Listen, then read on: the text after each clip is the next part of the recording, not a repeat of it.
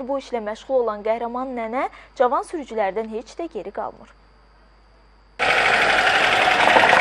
Oğuzun Qumlaq kənd sakini Şərifova Cəhanə görənlərdə təəccüb hissi doğurur. Buna səbəb 70 yaşlı bu qadının 36 ildən artıqdır ki, sürücülük etməsidir. Əvvəllər musiqi müəlliməsi işləyən Cəhanə nənə paralel olaraq sürücülük peşəsinə də yiyələnib.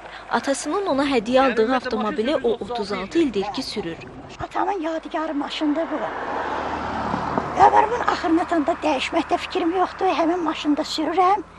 Allah qoysa bu maşın nümunəvi bir maşın kimi olmuşdu. Həmişə də maşını özüm sürmüşəm. Zamanla kənd cəmiyyəti arasında qazandığı etibar və dəyər ona bu yolda inamla addımlamağa imkan verib.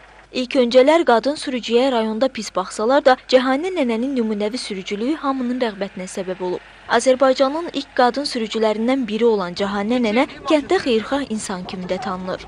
Neçə illərdir o müəllimə o maşını sürür. Allah Teala həmişə yolunu uğurlu eləsin, Allah öz bədnəzarından saxlasın ya Rəbbim. Həmişə mən Cəhanə bacı ilə gedirəm, gəlirəm, hara olsa, gedən yerlərə yəni. Bizə indi o vaxtda düzdür, biraz qadın maşın sürəndə bir cür gəlirdi, indi bizə bir cür görünürdü, amma indi daha elə vərdiş almışıq ki, belə çox yaxşı, bəli, öyrənmişik özümüz də çox yaxşı, çox əla.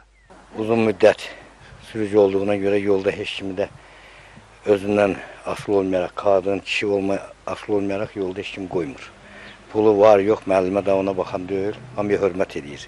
Biz də müəlliməyə hörmət edirik, ha vaxt gəlsə maşınla mütəmmədə baxırıq.